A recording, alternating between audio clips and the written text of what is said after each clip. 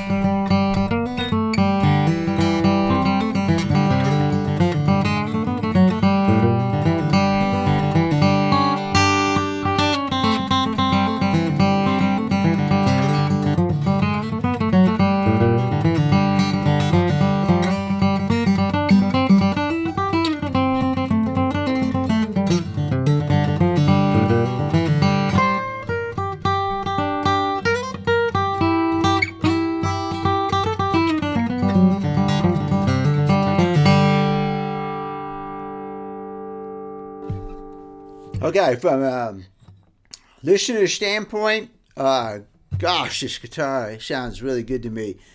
The bass is just punchy. D-35s tend to be mushy. And so when you can push them towards the treble side, then you stick at the bass and then you get a treble. And I don't think this guitar needs much more treble. You know, man, it is just...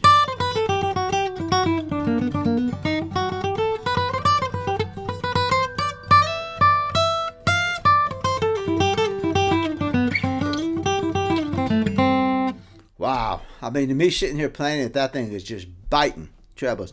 But when you get down to the bass strings here, woo, it's just powerful. I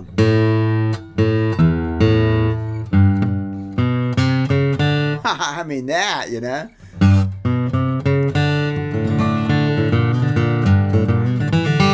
Wow.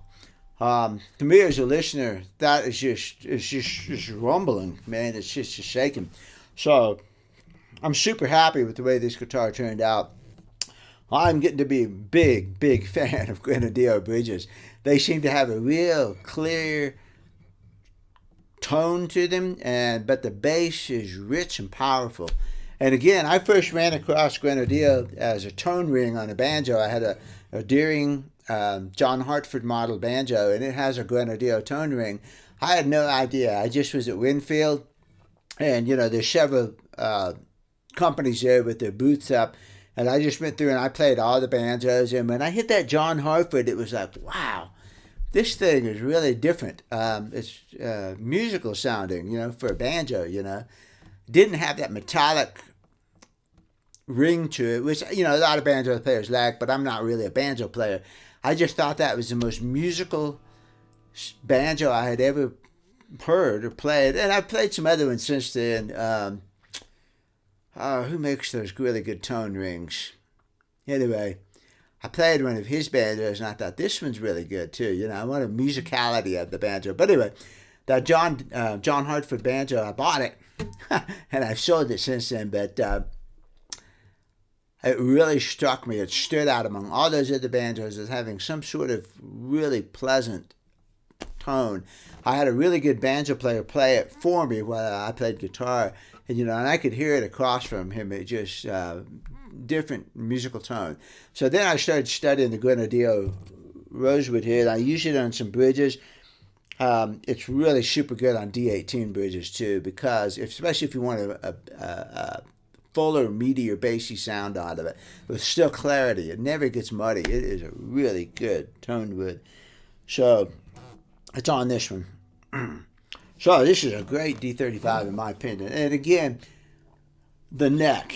You know, the neck is just superb on this individual guitar. It's just really super comfortable. That's all I can say about it for me. You know, other people might like something else, but it's got that soft V to it. Really good for putting my thumb down here. It's got a low action, 90 thousandths of an inch on the low E, 80 on the high E. Almost no neck relief. I took that out, and so really super pleased with this guitar. My impressions of this guitar, it's a D28. It really has. It's got a different sound than the D35. I hear the ebony bridge. It's got more sustain to it. The trebles sound a little bit different. I wouldn't call them muted, but they're not quite as sharp as that 35 was with the different bridge on it. This is just, to me, this is an outstanding 70s D28. And again, the neck is superb on this one. It's thicker than that D35. It's thicker front to rear. And I noticed that when I first pick it up, but when I'm in playing position with my thumb back here, it's not apparent. This is, you know, terrific D28. This is what I want 70s D28 overhauls to sound like. And this has got some maturity on it. These are the same strings that have been on it for 6 months. And I don't play it much, you know. I only play it for these videos, so they're not getting corroded or sweat. But they are getting a little bit duller, you know. But still, this is a good D28. And it's different from the 35. Different from the 41 Authentic. So, this is a good guitar. I like it a lot. So, let me hear what you think about it. All right, this is the D-28 1941 Authentic, and it is completely different from the other two in that it has Madagascar rosewood back and sides. It's got the full hide glue construction, the T-bar construction. It has a popsicle brace in it. It's only one of these guitars that has a popsicle brace. It has fully scalloped X braces. So there's X braces are scalloped, the tone bars are scalloped.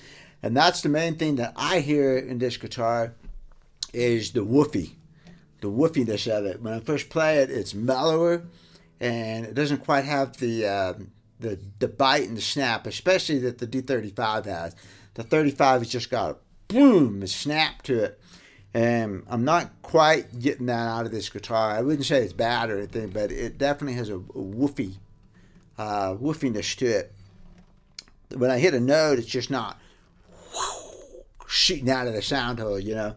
This should be a really good rhythm guitar. I mean, this should lay down a really good rhythm sound with that woofiness and that bassy sound. But this is a great guitar. I mean, I'm not knocking this at all. I'm just saying, it's a different sound. And for me sitting here playing it, that's what I hear is a mellower, I wouldn't even say richer, I would just say a mellower sound, especially on the bass runs there. Compare the bass run on this guitar to what I showed you on the D-35.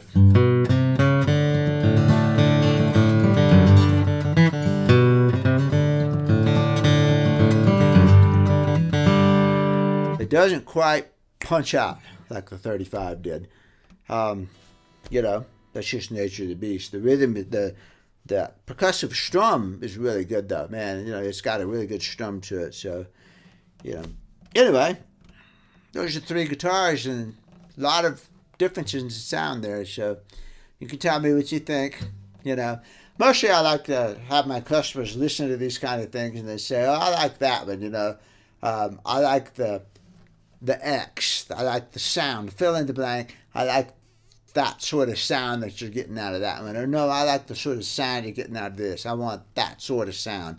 And then I can come back to these videos and I listen to them and I say, okay, you know, I know which direction you want to go on this thing. Well, I hope I know what direction you want to go in, I think. So, all right.